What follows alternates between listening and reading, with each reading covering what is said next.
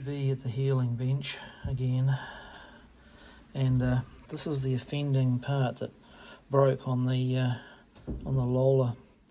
Had a really bad spot, and as you can see, well, not this end, it's this end here that broke. I think if you, hang on, let's zoom in a bit. Can we zoom in a bit? Look at that. That is at the very end of the thread form. That's where it started. This is made of aluminum, probably some sort of aircraft grade shit. The problem is, 5/8 UNF is what they tapped it at, which is metric as that. If we zeroed this, and then we measured that, that's 2.6.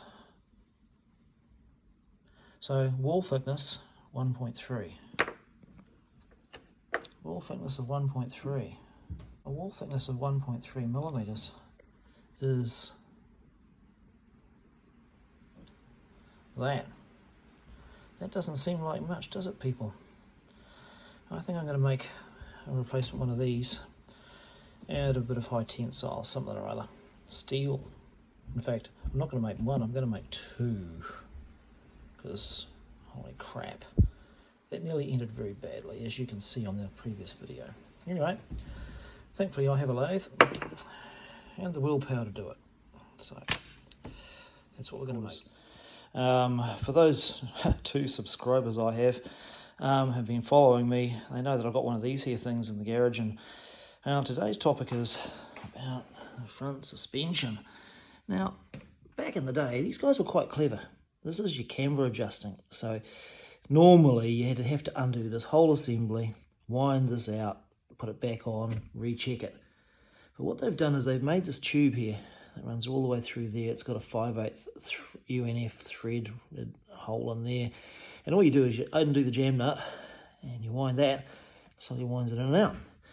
That's all really good. Really good. Clever guys. But disaster can happen at any moment. And this here threaded rod in here, that's what it looks like.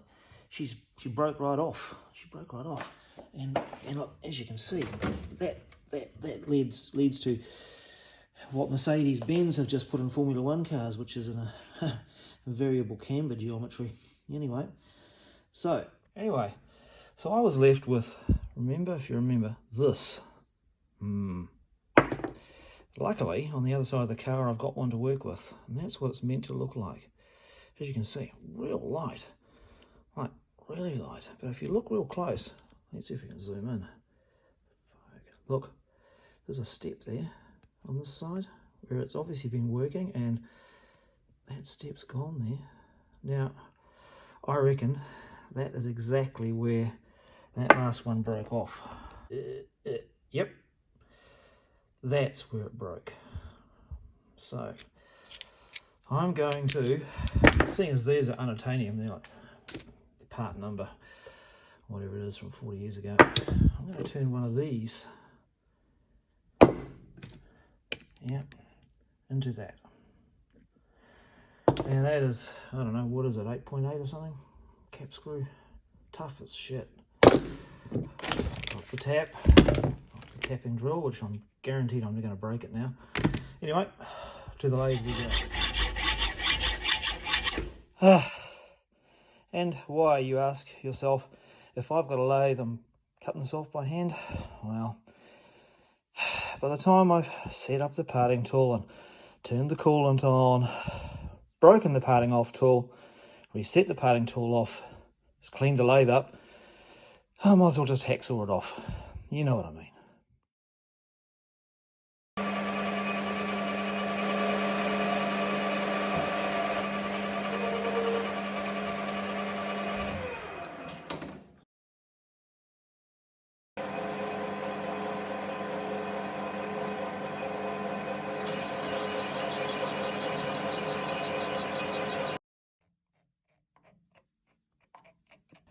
Videography, and we have an exact replacement made out of high tensile steel.